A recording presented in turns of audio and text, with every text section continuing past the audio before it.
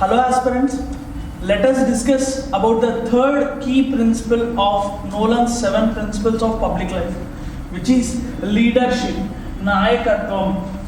నాయకత్వం అంటే ఏంట్రా అంటే ఒక నాయకుడికి ఉండాల్సిన మొదటి లక్షణం ఏంట్రా అంటే అతనిని నమ్మిన వారి ముందుండి నడిపించడమే నాయకుడికి ఉండాల్సిన మొదటి లక్షణం. So a leader is someone who stands in front of his people. He is known as a leader. లీడర్కి ఇంకొక విషయం గట్టిగా లీడర్ క్యారెక్టరిస్టిక్స్ ఏంటంటే అండి, he believes in teamwork. సముష్టితత్వం అంటారండి.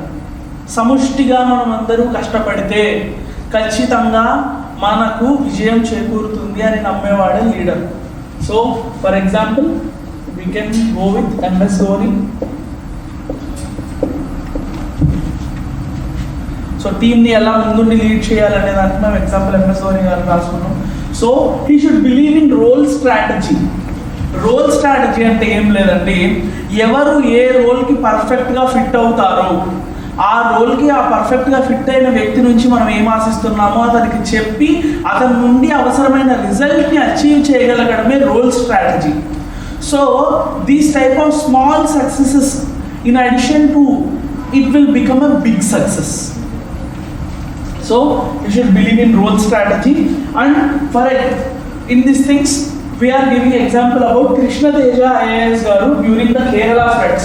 So during Kerala floods, what he did was he engaged social media, he engaged youth, he engaged volunteers, he engaged all types of government servants in rescuing people in Kerala floods.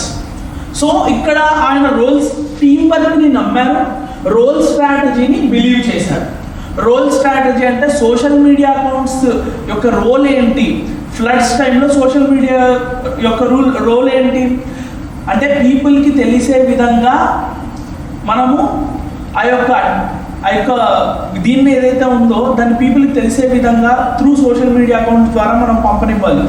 So and వాలంటీర్స్ని use చేసుకోవడం, యూత్ని involve చేయడం వల్ల ఏమవుతుందంటే అండి, youth can rescue more number of people during floods and he believed in team work.